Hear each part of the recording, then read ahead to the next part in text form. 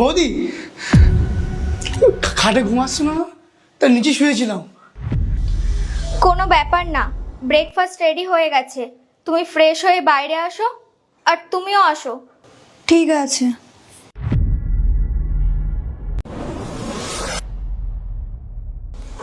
আজ সকালে না তোমার ভাইয়ের রুমে গিয়েছিলাম, জানো কি দেখেছি? কি কি দেখলে? তোমার ভাই নিচে শুয়েছিল। নিচে শুয়েছিল? কিন্তু কেন? সেটা তো আমি জানি না, আর আমি কিছুই বুঝতে পারলাম না। আর ওর বউ কোথায় ছিল? ওর বউ তো খাটেই ছিল, আর যখন আমি গেলাম তখন কত অজুহাত দিচ্ছিল যে খাটে ঘুম আসছে না, তাই নিচে শুয়ে আছি। ওদের বেডরুমটা তো অনেকটাই বড়, আর খাটটাও অনেক বড়।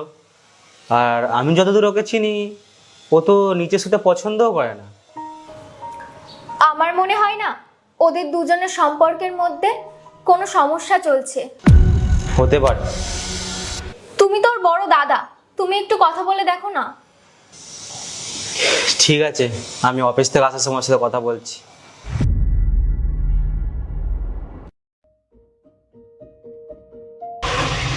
আর বল, অফিস কেমন কাটলো আজকে?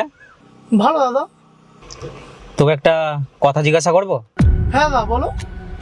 তোর আর বৌমার মধ্যে সব ঠিক আছে তো? হ্যাঁ ঠিক আছে তো।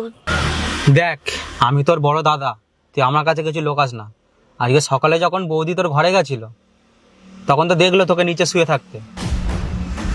কি হয়েছে আমাকে বল, মন খুলে বল, কি প্রবলেম চলছে আমাকে বল। হ্যাঁ দাদা, ও আমার সাথে বিয়ে করে কমফোর্টেবল না। কমফোর্টেবল না মানে? দাদা, ওর বিয়েটা ইচ্ছার বিরুদ্ধে হয়েছিল। তাহলে ও কি তোকে ভালোবাসে না?